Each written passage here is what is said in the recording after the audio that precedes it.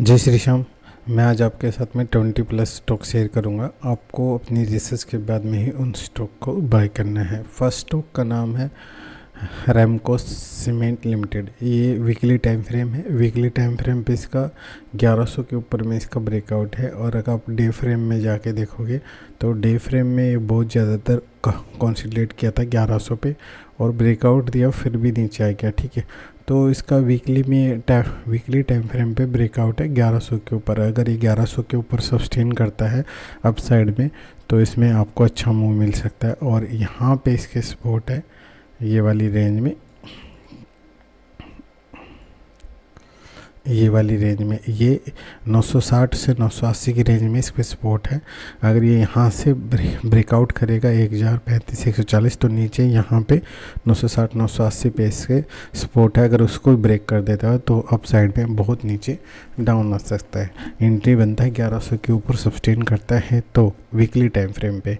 और second stock का नाम है जिंदल स्टील लिमिटेड। इसका वीकली टाइम फ्रेम पे इसका ब्रेकआउट है 1100 के ऊपर। अगर ये ब्रेकआउट करता है सस्टेन करता है तो अप साइड में अच्छा मूव आपको मिलेगा। और अगर आप डे फ्रेम में देखोगे तो बहुत टाइम पे इसने 1100 के टारगेट को इसने ब्रेक ही नहीं किया। अगर भाई ब्रेक करता है तो अप साइड में आपको अच्छे पॉइंट मिलेंगे। और इसका सपोर्ट है नीचे की तरफ में यहाँ पे, ये यहाँ पे। ठीक है, 960 से 980 के बीच में इस पर स्पॉट है। अगर इसको ब्रेक करता है तो भाई नीचे फिर ये 930 920 पे आ जाएगा। अगर अप साइड पॉजिटिव रहा तो 1100 के बाद में पॉजिटिव रहेगा और अच्छे पॉइंट आपको मिलेंगे। फिर है हिंडाल्को इंडस्ट्रीज का ब्रेकआउट है 965 के ऊपर। अगर 965 के लेवल को ब्रेकआउट करता है तो अप साइड में 980 1000 का टारगेट आपको मिल सकता है। और सपोर्ट है इसका 910 से 920 के ऊपर, यहाँ पे इसके सपोर्ट है। अगर यहाँ से रिवर्सल वापस लेता, बहुत टाइम डे फ्रेम में इधर से इसने रिवर्सल लिया था, उसके बाद में इसका सपोर्ट है यहाँ पे, ये यहाँ पे।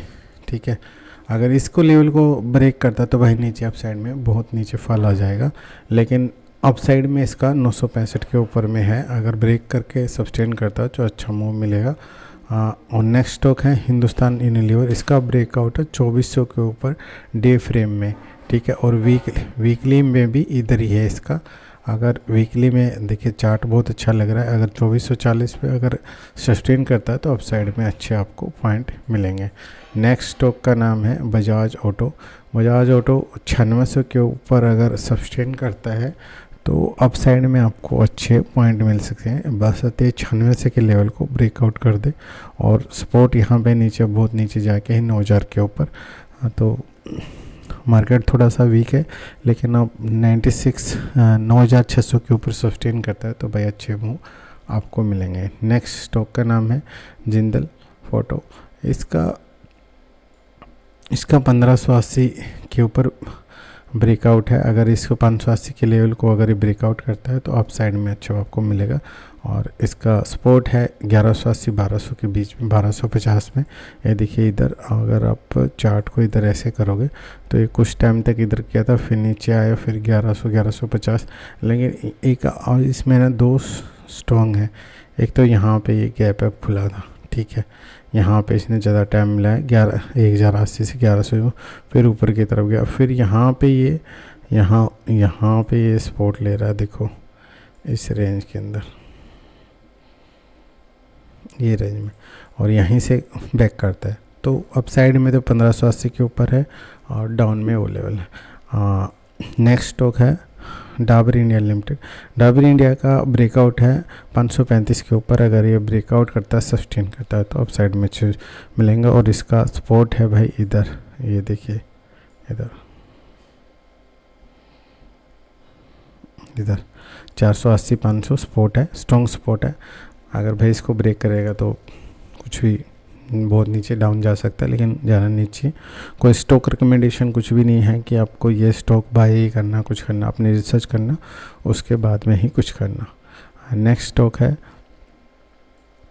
Tata steel India. ये ये टेलीग्राम ग्रुप में भी शेयर किया था। यहाँ पे 175 पे यहाँ पे ब्रेकआउट किया तो 192 तक गया था। अगर इसका ब्रेकआउट 192 पे जाता है तो फिर आप 210 के टारगेट आपको देखने को मिल सकते हैं। स्ट्रॉन्ग भी लग रहा है टाटा स्टील अभी, तो अपसाइड के चांस हैं, लेकिन अपनी भाई रिसर्च ज़रूर करना। नेक्स्ट स्टॉक है इंडियन बैंक। इंडियन बैंक का ब्रेकआउट है 905 के ऊपर। डे टाइम फ्रेम का ये चार्ट है। अगर 905 के लेवल को ऊपर की तरफ ब्रेकआउट करता है तो अपसाइड में अच्छे मिलेंगे, और ये सपोर्ट है इसका 860 से 80 के बीच में। अगर इसके लेवल को ब्रेकआउट करता है तो डाउन साइड में ब्रेकआउट करता है तो फिर इसका सपोर्ट रहेगा इधर 810 820 के बीच में। ये मैं अपनी रिसर्च के अनुसार बता रहा हूँ भाई, आप अपनी रिसर्च करके भी आप फाइंड आउट कर सकते हो। नेक्स्ट स्टॉक है जेके टायर। इसका ब्रेकआउट है 930 के ऊपर। अगर अपसाइड में ब्रेकआउट करता है तो अपसाइड में आपको मिल सकता है, और इसका सपोर्ट है यहाँ पे 460 से 480 के बीच में इसका सपोर्ट है। यहाँ पे अगर अपसाइड में करेगा तो पॉइंट अच्छे मिल सकते हैं। मौसी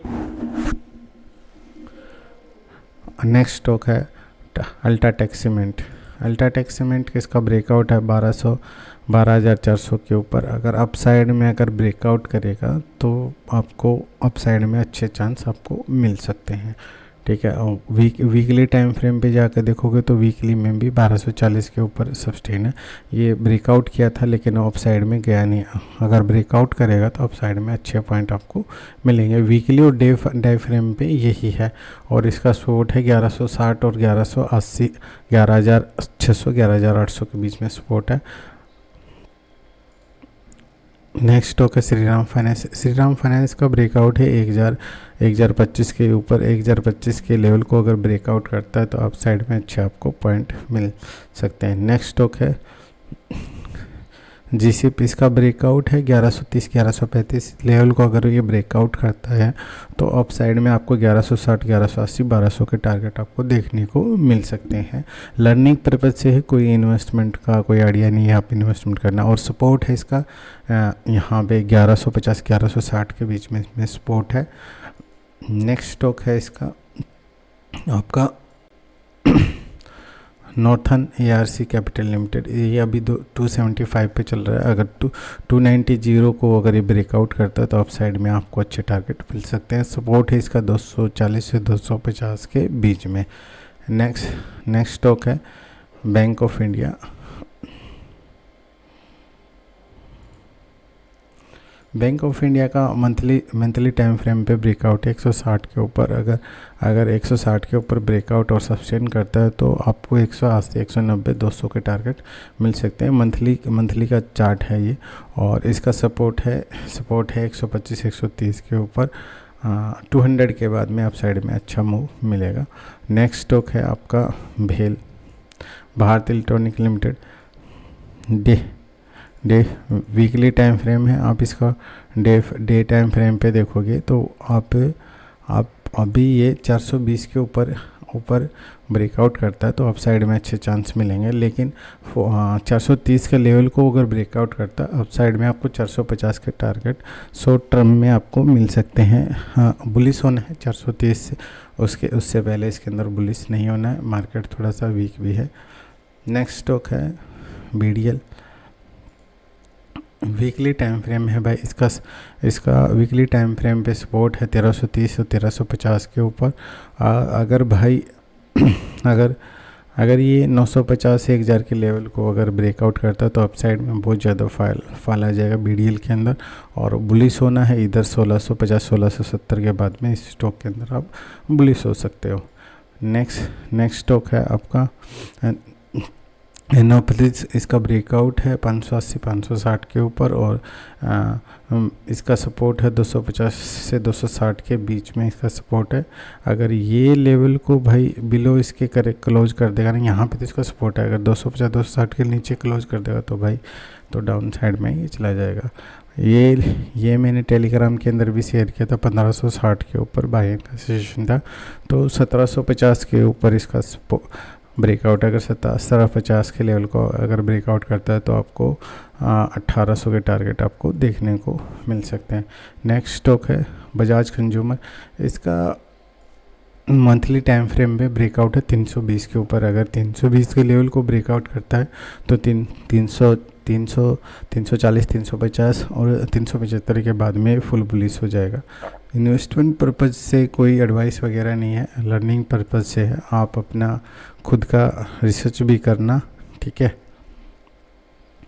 किर्लोस्कर इंडस्ट्री, इसका जो वीकली फिबोनाची और स्ट्रॉन्ग सपोर्ट है इधर पे, अगर इसको ये रेड लाइन जो है इसके 2850 के बीच में, अगर इसके नीचे अपसाइड में ब्रेकआउट करेगा तो भाई दिक्कत हो सकता है, ठीक है। और 3600 के बाद में अपसाइड में अच्छा मूव मिल सकता है। नेक्स्ट स्टॉक है CDSL। ये CDSL का ये सपोर्ट है यहाँ 1180 और 1200 के बीच में। अगर इसको ब्रेकआउट करता है तो भाई आप डाउन साइड में थोड़ा सा फॉल देखने को मिल सकता है। और 1450 के ऊपर आप थोड़ा सा बुलिश हो सकते हो। 1580-16 के बाद में तो अप साइड में अच्छा मूव आपको देखने को मिल सकता है। आपका लर्निंग पर्पज़ से मैं चार्ट शेयर कर रहा हूँ और नहीं। और ONGC का ब्रेकआउट है 255 के ऊपर। अगर 255 के ऊपर ये ब्रेकआउट करता है तो अप साइड में अच्छा मूव देखने को मिल सकता है। अभी 245 चल रहा है, देखते हैं। और इसका सपोर्ट है 225 से 230 के बीच में। अगर इसको ब्रेकआउट करता है तो आपको भाई 205 210 देखने को मिल सकता है, लेकिन अप साइड में जाए तो अच्छा है, ठीक है। तो ये सभी स्टॉक थे, लर्निंग पर्पज़ से है। अपना खुद का रिसर्च ज़रूर करना, कोई स्टॉक रिकमेंडेशन नहीं है कि आपको इन्वेस्टमेंट करना है। लर्निंग पर्पज़ से यह सारे 20+ स्टॉक हैं, आपको अपने वॉच लिस्ट में ऐड करना है, खुद रिसर्च करना है, उसके बाद में ही कुछ इन्वेस्टमेंट करना है। स्टॉक का रिकमेंडेशन कोई एडवाइस वगैरह नहीं है इन्वेस्टमेंट पर्पज़ से, लर्निंग पर्पज़ से खाली चार्ट है। आप इनको चार्ट के अंदर कोई भी दिक्कत परेशानी आती है तो आप हमको इंस्टाग्राम, टेलीग्राम और व्हाट्सअप है टेलीग्राम के अंदर, और इंस्टाग्राम में आप वहाँ पे कांटेक्ट कर सकते हो। ऐसी जानकारी के लिए ट्रेडिंग विद CK शर्मा को फॉलो करें और अच्छा लगे तो आप शेयर करें। जय श्री श्याम।